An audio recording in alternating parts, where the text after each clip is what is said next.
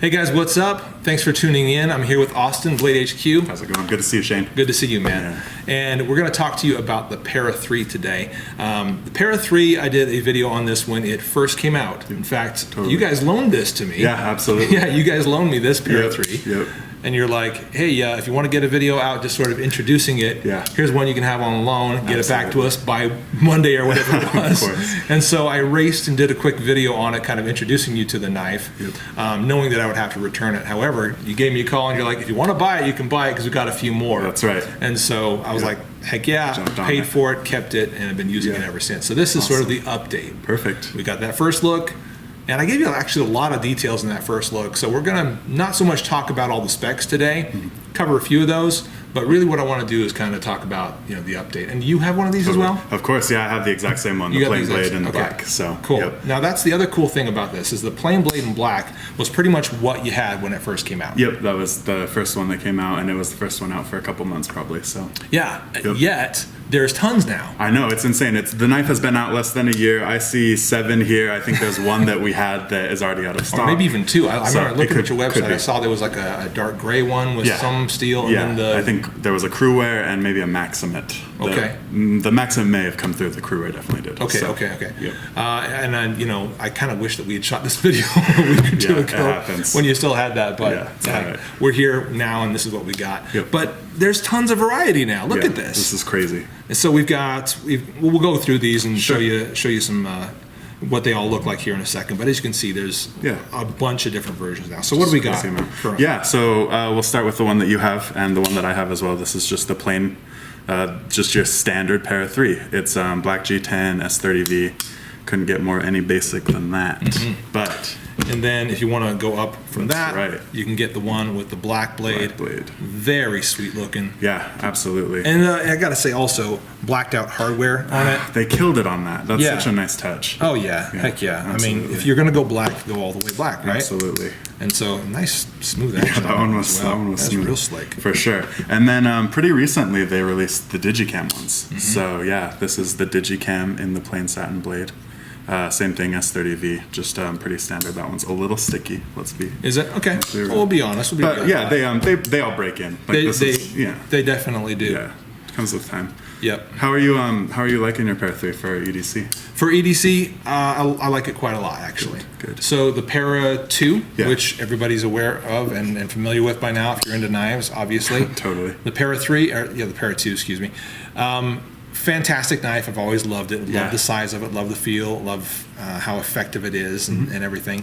But when the Para 3 came out and got that in hand, I was like, this is a really nice size too. Yeah. It's sized down just a little bit, but in a really nice way. Totally. And so carrying it around. I've been carrying it around quite a bit, using it for daily stuff. Good.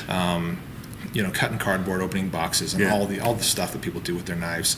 And I've really liked the size quite a lot. Good. It's got all the same great qualities as the PM2, like just as strong. It's got the same blade shape. It's all good. Maybe slightly better ergos if you have a smaller hand. That's a very good point.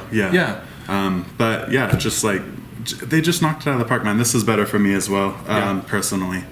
I will say. And one of the things back to ergos that I pointed out in sort of my intro video is if you look at the two side by side, and particularly if you look at the pivot area, sort of the choil that you've got to choke up on right there, and the ramp in the back, as well as the holes, you look at those two spots right there, they're identical, right? So the way that your finger fits, your finger and thumb fit into that spot, the way your finger and thumb fit into that spot. Totally. If that's the only spot you were touching them, you almost wouldn't be able to feel a difference. Yeah.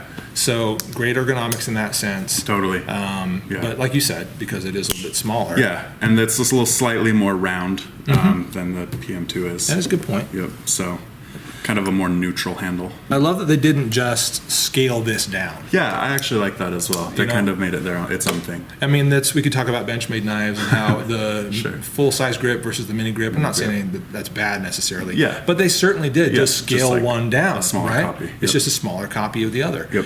And so you could argue that there are some ergonomic issues with that, and maybe if this one was designed to be perfect for the hand, now this one isn't necessarily, unless your hand perfectly scales down, which it never does, right? Of course not. And so I love that Spyderco, with their Endura and Delica, and now with the Para 2 and Para 3, they're not simply just putting it in the shrink machine. Yeah. They're actually like reforming the entire knife Totally. to make it still really great in your hand, but just a little smaller in your pocket. It's very clear they put a lot of thought into it and how the consumer is going to use it. Oh, absolutely. Yeah, which is great. Spyderco does that all the time. Yes, so. they absolutely do. I love that about them. Yep. A couple other knives to talk on. So we talked about the Digicam. Sure. Yep. There's the and Digicam Black. Yep, totally. So Same thing. Again, it's still got the blacked out hardware. So Yep. super cool. a Also little stiff. slower on that one, but that's all right. Yeah. One of my personal favorites, the Blurple. Yeah, this is the purple blue. This has got CPM S110V, just like the hardest steel you're ever going to need. Holds an edge forever. So if you're the type of person who doesn't want to sharpen their knives and just wants to like have it out of the box and stay sharp for a long time, Yeah. that's a great choice. Have you personally used one of these? I have, yeah. We have this like weird interdepartmental like knife swap program where we just like trade each other's knives all the time. So I carry around a Blurple one for a little bit, Cool. and they're good, man. Yeah, I like the color too personally. I think it's just unique enough. It's not too over the top. Yeah, no, I think agree. It's unique enough that it's cool. But Yeah. I haven't tried to sharpen it. I will admit that. Like I'm not going to touch that thing, Okay, so it's not like your S35VN or anything, No. or S30V. Yeah, those are S110 is a bit more. its own Yeah. monster. Oh yeah, for sure. Okay. Yep, if you're familiar with something, it's closer to like M390, which is a harder steel. Okay. Yeah, stuff like that. So Okay. S90. This jumps up a little bit in price from some of the S30V. Yeah, it does. Let me give you a price. So Sure. the plain version, just the black and satin, is $120 on the site, and the blue one is $146.97. $146.97. That's correct. Okay. Yeah. And the digicams are the same as the plain. So like a $25 jump or something. yeah, about that. Yeah. Yeah. So Okay, but worth it given that yeah, it's you get like Yeah. a super steel, like a crazy hard steel on there, Yeah. and an exclusive color. So Then they've also done. yeah, the serrated version. So Yeah. that's I think the half serrated right there. There we go. Yep. And like if you'll notice like these are all also variations on the PM2 as well. Like they've kind of just gone step for step on a lot of these things. And even the new line coming out, there's going to be a there's already a Crewer. There's going to be a Maximate PM2 along with the Para 3 and stuff like that. So yeah, they're just kind of matching it up. And I think that's a great thing. I think that speaks to its popularity as well. Yeah. If it wasn't so popular, if it wasn't doing so well for them, they wouldn't be doing this. Clearly, So, it's selling really, really well. Absolutely. People are loving it. Yeah. I think that was kind of an easy thing to predict. Really. Yeah, totally. No, it was like, we said it in our video, like it was the most hyped knife of the earlier year. Like, just crazy. Oh yeah, absolutely. So clearly they're sort of matching the Para 2 line as far as all the different varieties they're coming out with.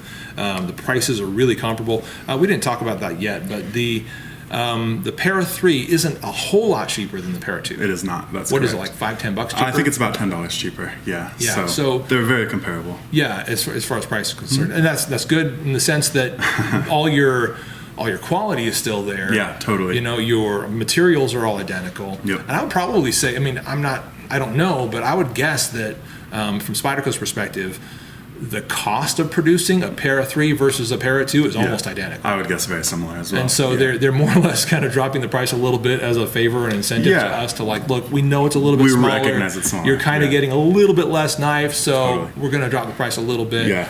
I tend to agree with that. But you get virtually the same knife in Yeah. a just slightly smaller package. So. Totally.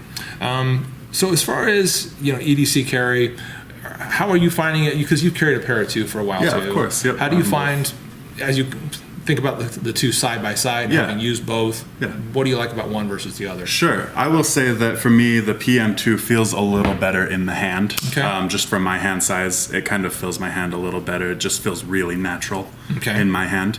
But a great perk of the Para 3 is it's a lot smaller in pocket. And I work in the marketing department here, so I do a lot of sitting down at my job. And you kind of notice a bigger knife in your pocket when you're For sitting sure. down a lot. So the Para 3 has been a better carry for me personally, just because I do a lot of sitting down. Yeah, Yeah. I'll second that. For I sure. guess have to sit down a lot for my job as well. Yeah. And so a little bit of a smaller knife in the pocket Yeah. certainly makes life a little bit easier on Absolutely. a day-to-day perspective. So yeah, as far as like performance and cutting, you notice anything? Not at all. Yeah, I was gonna say, like, as far as performance goes, I don't have too much to cut. I mean, I'm not like out in the woods like feather sticking or like trying to baton through anything. So if I were, I'd probably take the PM2 with me just because it's like a better overall performer. But yeah. But for me, they're nearly identical in use. Nearly identical in use. Yep. Just a little bit smaller in pocket, friendlier for certain situations, and easier to carry in a lot of other situations. Weight is a little bit less for the Para 3. Yeah, not much. I'd guess maybe half an ounce. Yeah, not a tops. huge drop. Yeah. But yeah, so we don't want to make this too much of a side-by-side Para 2 versus Para 3. Of course, we're going to do that because the two knives are so similar. Yeah. And one more look at them. Yep. There's the Para 2 versus the Para 3, trying to get that nice and square to the camera. This guy on the bottom, the Para 3, is just a little bit smaller, like we said, but pretty much identical in all the use that you're going to be able to use it for. Yeah, for you, if you had to choose one to carry every day for the rest of the year or for the next year, which one are you choosing? Oh gosh, I think because of the fact that I work in an office environment, sit down a lot. Yeah, I think you're absolutely right about the fact that the Para 3 is nicer for that purpose. You get, again, the whole package for performance. Totally, quality, everything. Yeah, but slightly smaller in pocket. Yeah. So I just have to say, because I work in an office and I'm in that environment so much. I get it. Yep. Totally. Yeah, I'd probably pick the Para 3. Cool. Yeah, I think they're both great, but I'm on the side with you. Para 3. Nice. Yep. Cool. Well, we've come to a little consensus there. Sure. Unintentionally, perhaps. Yeah, definitely unintentionally. Yeah. There's probably more we could say about these knives. It's neat to see that they've released so much in the Para 3 family. And that I'm certain that there's going to be more coming. Oh, of course, yeah. One thing I did want to touch on real quick is you can see the pocket clip actually rides a lot lower. On the Para 3, it rides below the lanyard hole. So let's flip that there. If you were to turn it over. So just imagine this placed where those holes are. Yep. Because we don't have it in hand or on the table right now. Yep. But that's kind of how that is. So you're right. It does stick out of pocket a little bit more. A little bit more. Yep. For sure. I don't really know. I don't feel like that's necessarily an issue, though. No. Some people are sticklers about it. Not me personally, but yeah. And I'm even going back to sort of the office environment and saying, well, how would that cause a problem there? And I don't feel like it's enough. It sticks out that much that it could be an issue for me. Sure. What do you think are some of the Para 2s that we've seen in the past that we'll probably see from the Para 3? Man, we just got the brown scaled PM2s. We got a bunch of those in stock. The S35. I would love to see that in a Para 3. I bet you that's coming. Yeah, I think that there's actually a carbon fiber version coming as well. Oh. So that'll be pretty cool. That would be cool. Yep. Other than that, man, I don't know. Like, what is there a special one that you have your mind on? No, I can't say that there's any special one, but I will say this. I've noticed that on your website, and we forgot to get any out on the table, but we'll roll this in from some website footage of this. You guys have Para 3 scales. We do, that you absolutely. Can buy. Yep, some G10 milled scales. Yeah. Yeah, they're those pretty look cool. Yeah, and they're some pretty vibrant colors, orange, green. I think there's some other ones. There's like a sand-colored one, and then some other stuff. Yeah. But that makes it so that, if you want to sort of customize your Para 3. Totally. Maybe you got the black one when it first came out, and you're like, I don't want to buy another one. But what I do want to get, kind of snazz it up. Yeah.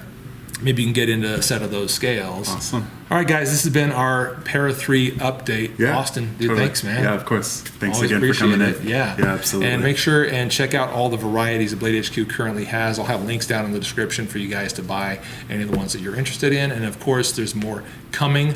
That's my bet. Always. I think you agree as well. 100%. Yep. Never going to stop. And I'm excited to see if there's some new stuff regarding the Para 3 at SHOT Show. We'll have to find out if there's something interesting in that regard as well. That'll be fun. But thanks everybody for watching. We'll see you guys pretty soon. Take care. See you guys.